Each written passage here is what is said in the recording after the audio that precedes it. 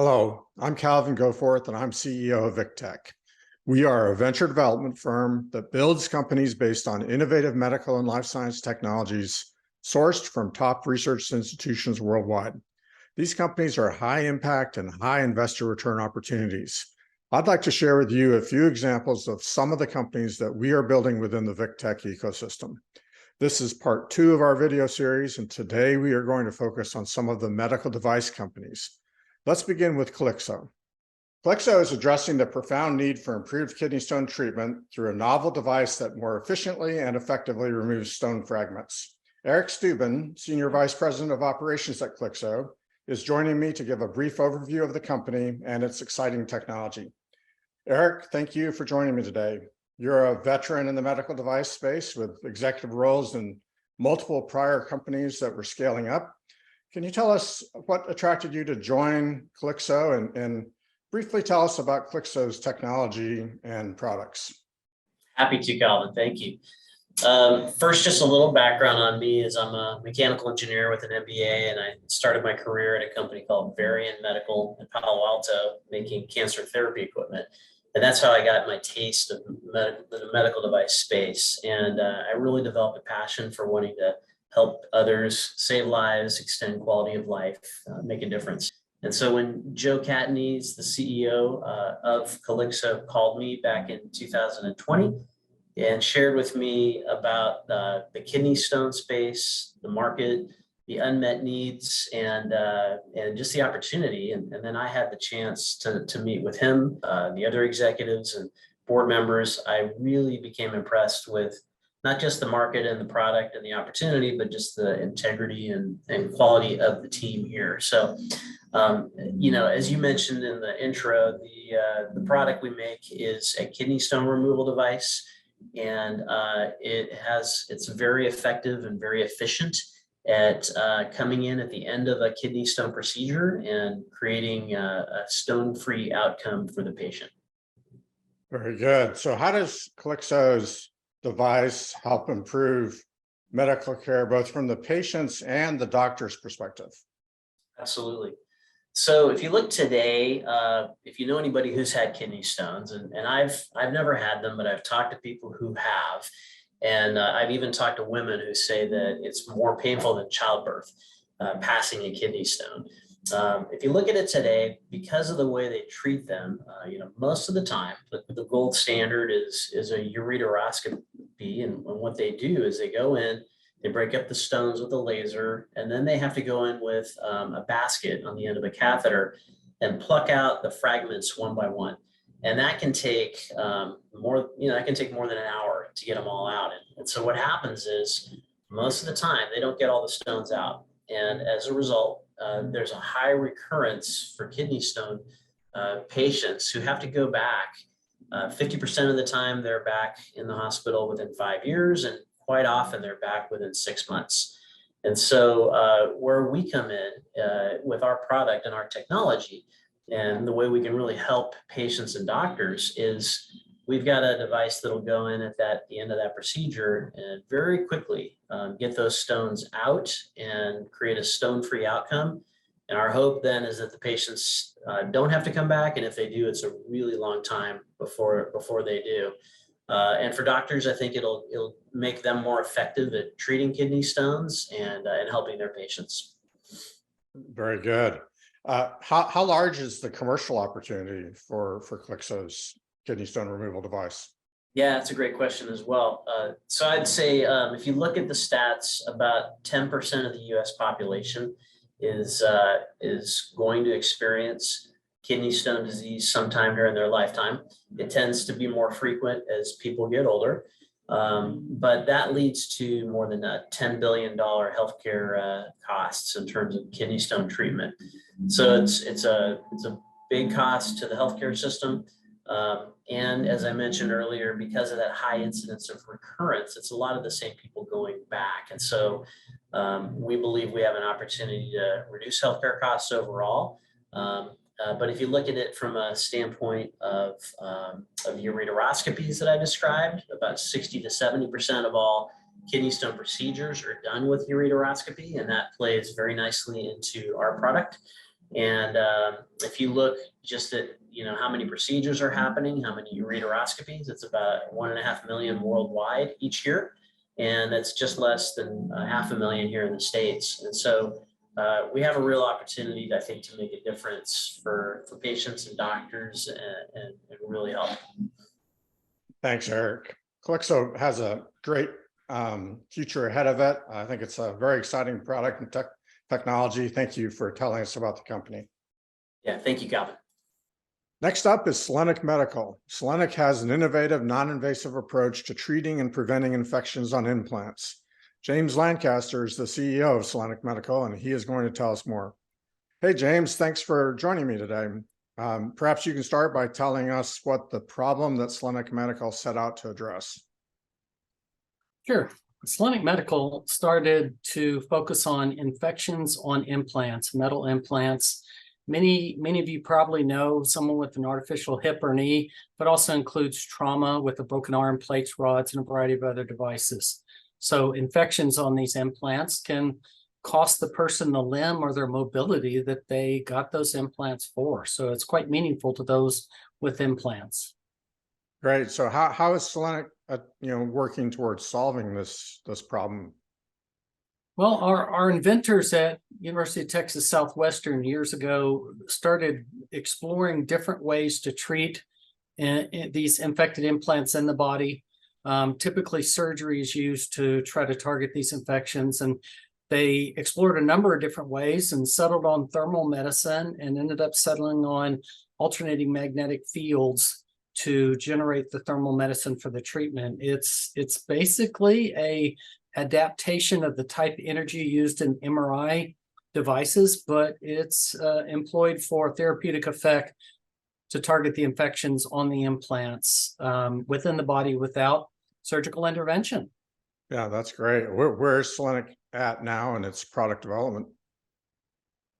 Yeah, we're really excited right now because you see the image actually over my left shoulder on the right side of the screen is the latest 3D image of our human device. It's in the process of being translated from our large animal device. The large animal device is being used in our final sheep study in Atlanta. So we're in the process of wrapping up about almost 2 years worth of animal studies, and the final wave of animal studies is underway. We are getting ready. I should knock on wood or cross my fingers, whatever.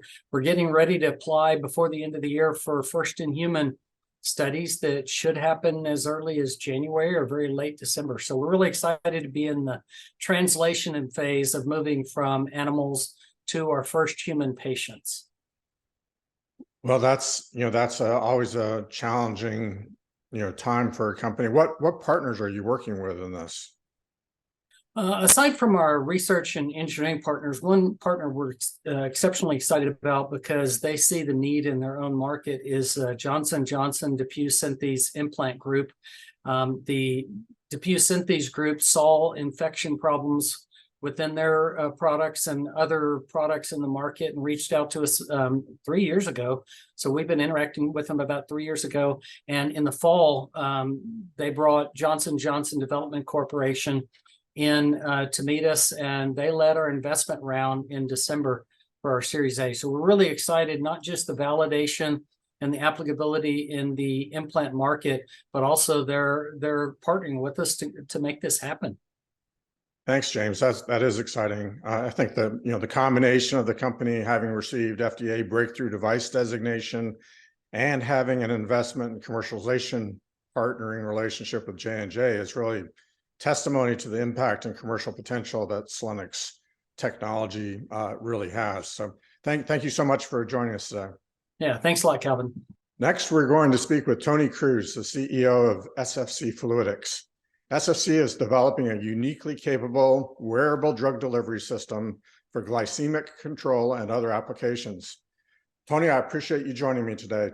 If you don't mind, please tell us about SFC's technology and also tell us why it received FDA breakthrough device designation. Great. Thanks for having me, Calvin. So just a precursor, SFC is a drug delivery medical device company. Again, we're in Fayetteville, Arkansas. Our initial target is the diabetes market. And as Calvin said, is for glycemic control and the need by patients with diabetes to self-inject insulin several times a day. So now, insulin is our first target. Other biologics are a natural extension of our drug delivery technology, as medication adherence is a growing problem. So our first product is called the Panda patch pump system. Is a 3-day fully disposable patch pump that holds 3 days worth of insulin, and it's controlled by a smartphone app using Bluetooth. It's small, it's convenient, and will have clinical and safety advantages over existing products. So just a little bit about our technology. It's based on 3 critical intellectual property. The first one is a pump. We have a very unique non-mechanical pump that has unprecedented dose accuracy and resolution. Now, because it's not based on the traditional syringe mechanism, it is much smaller than current insulin pumps, and it's much cheaper to make. The second technology is our safety valve system, and all that does is prevents an unregulated flow of the 3 days worth of insulin on the pod to the patient. The third is our dispense confirmation sensor, and that verifies each and every dose that's given as intended. So occlusions and other products, pump failures such as leaks, are detected immediately. Right now, the pumps on the market can take several hours, if not days, to record or alert the patient on this. So based on these 3 technologies, we have the clinical and safety advantages. And because of this, the FDA awarded us the breakthrough device designation for the Panda. We had to demonstrate that we would be more effective in treatment of diabetes, and that the pod had several significant advantages over cleared alternatives. And it was in the best interest of the patient to avoid serious harm that can occur with existing therapies. So our submission included several hundred data points that characterize our performance. And with this, the FDA reviewed our data and gave us a breakthrough device designation for our 510(k) process. Now, what this means is that during the approval process, we have a streamlined process. We have clear access to their agents. And after clearance, we have potential commercial advantages because we would be included immediately into the Medicare and Medicaid contracts. And without the breakthrough device designation, this kind of process could take up to a year. Yeah, that's exciting. That's a big advantage and a great testimony to the innovation that's inherent in SFC's technology. But tell me, how much funding has been required to get to this point? Sure. And also, how far is the company away from FDA clearance? So first off, we have been very, very efficient in our use of funds. We've been very careful in spending the approximately $30 million that we have raised to date. We have produced, using this money, several generations of our pod and worked with insulin manufacturers and other device companies to ensure compatibility of our pod with various levels or formulations of insulins and other drugs, and compatibility with other devices, such as continuous glucose monitoring devices for this. A critical part of how we've used the money has been the design for manufacturability. Medical device companies will often target regulatory clearance and pay little attention to product scalability. Now, we've worked closely with our established manufacturing partner, which happens to have a large presence in the diabetes space. So our designs have been optimized for cost of goods. Our projections is that will be 1/3 of the cost of goods with the current insulin patch pumps that are out there in the market. And it also gives us a high confidence level that after regulatory clearance, we could establish a market presence quickly with optimized cost of goods. Now, where are we? We have about 18 months to go with our regulatory submission. Our pathway is a 510(k), which is an abbreviated pathway and does not require any formal human data prior to submission. But it's something that we're working aggressively towards, but within 18 months, we'll have a submission to the FDA. Very good. So, I know that, diabetes is the first market that SFC is looking at, but what are kind of the initial indications and kind of subsegments of the market that you think the product will be launched for, and how big is the market opportunity for those initial targets? Sure. Well, I'll tell you, right now, if you look at the insulin delivery market, it's about $4.5 billion. And it's only adopted by about 35 to 40% of the patients with diabetes that can benefit from this. So we are targeting areas, sort of, you know, the open spaces that are not addressed by the current technologies. And that is expected to generate another $3-4 billion in revenues over the next 4 years. So specifically, because of our clinical advantages and safety advantages, we're going after, let's say, subsegments of the population. Little kids, type 1 diabetes can start as early as 6 months in an infant. So these are the unmet needs within the space are the smaller kids, as well as the low body weight patients, adults, that right now they have no choice but to self-inject using a syringe. So, Right. you know, and that's something that we're going to launch to. I think, you know, just to add to that, there was just to give you an idea of the valuation or the value of this technology that we see.